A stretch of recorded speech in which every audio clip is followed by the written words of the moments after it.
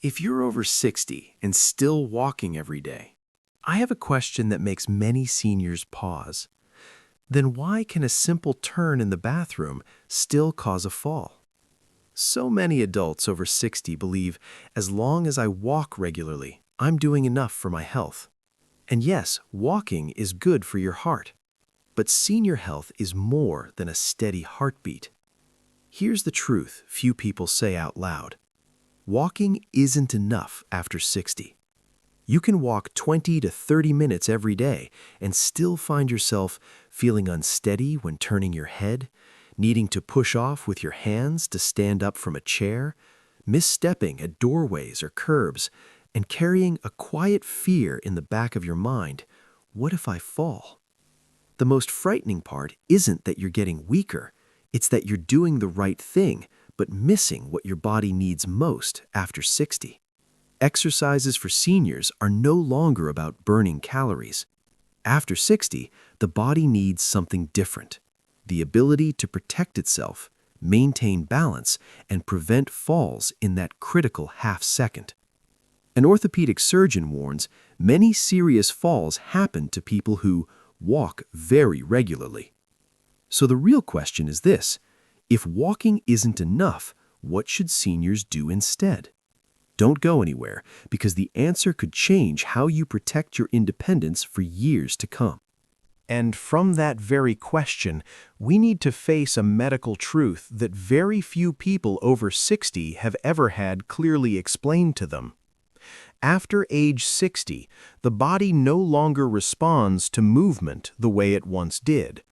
Doctors call this phenomenon anabolic resistance, meaning the muscles and nervous system no longer wake up from light, repetitive movement like walking.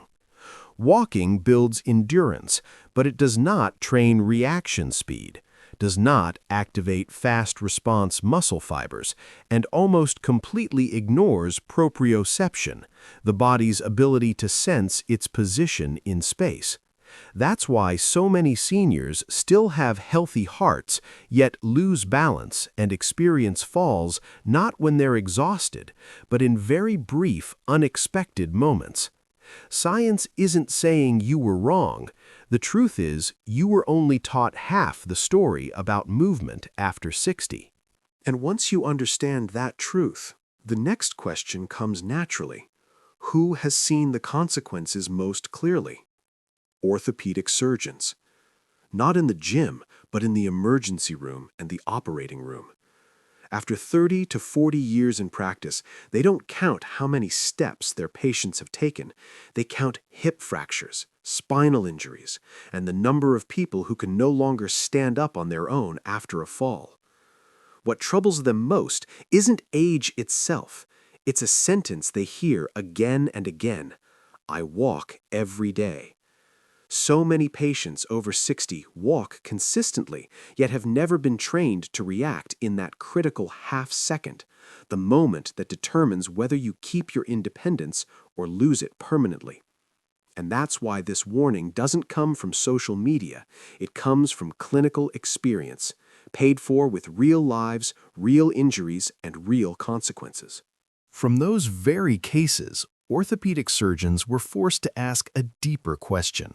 Not, how much do you walk, but has your body been trained to protect itself? The issue isn't that you're weak, and it isn't that you're inactive. The issue is this: walking isn't enough after 60.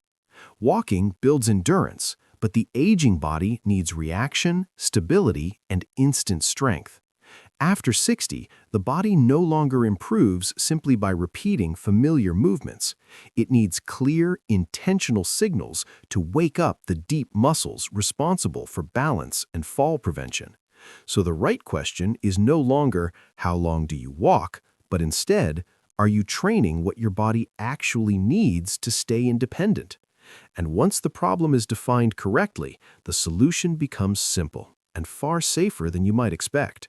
Once the problem is redefined correctly, the solution is no longer about doing more, but about doing the right things, the things the body truly needs after 60.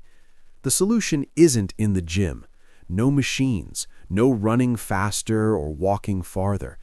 After 60, senior health depends on three core biological signals, and without them, walking isn't enough. Instant protective reflexes, single leg and single joint stability, controlled force for daily movements. And the good news is this: you only need 3 intentional, safe movements. Number 1, isometric wall push, waking up dormant reflex strength. This is not a push-up. This is a survival signal for your nervous system. You stand facing a wall, place both palms against it, gently push, and hold full body tension for 10 to 20 seconds. What happens? Your body activates deep core muscles, shoulders and upper back, the nervous system responsible for rate of force development, explosive strength. This is the type of strength that allows you to brace yourself when you slip, stabilize during sudden contact, avoid collapsing when support is lost. Walking does not train this. Isometric work does, and it's very safe after 60. Number 2, single leg stance, the survival test of balance. This is not just an exercise, it's a clinical test many orthopedic doctors use to predict fall risk. All you do is stand on one leg, look straight ahead, keep your hands ready for support if needed. 10 seconds, just 10 seconds. If you wobble, that's not failure, it's an early warning signal, and a valuable one. Why? After 60, proprioception, the body's ability to sense position in space, declines sharply. Walking on 2 legs hides this problem. Standing on 1 leg reveals it and also fixes it. Practice 1 to 2 times a day, while brushing your teeth, while waiting for water to boil. This is one of the most powerful movements for fall prevention. Number 3, controlled chair squat, protecting independence. Most loss of independence after 70 doesn't start with a fall. It starts with not being able to stand up from a low chair. A proper chair squat is not sit down and stand up quickly. It is sitting down slowly, pausing briefly, and standing up with control. This trains quadriceps, hips, and neuromuscular coordination. These are the exact abilities you use every day: getting on and off the toilet, getting out of bed, rising from the sofa. This is an exercises for seniors directly tied to independence. No joint pain when done correctly, no high volume needed. Quality matters more than quantity. Why these 3 work better than walking? Walking, good for the heart, good for the mind, but lacks protective signals. These 3 movements wake up deep stabilizing muscles, activate reflex pathways, train brain and body together. This does not replace walking, it makes walking safe again. Golden principles after 60. Not fast, not painful, not competitive, just correct, sufficient, consistent. After 60, you don't need to try harder. You simply need to send the right signals so your body remembers how to protect itself. And when that happens, strength returns, quietly, steadily, and for the long term.